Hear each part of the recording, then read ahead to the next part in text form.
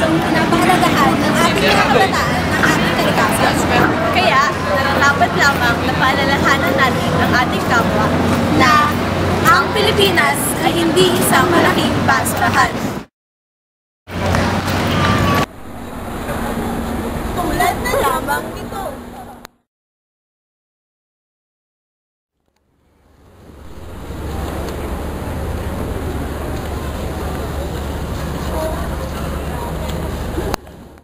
Ate, alam mo ba na ang simpleng pagkakalat ay maaaring maging sanhi ng pagkasira ng ating ng kalikasan at pagkakasakit ng mga tao?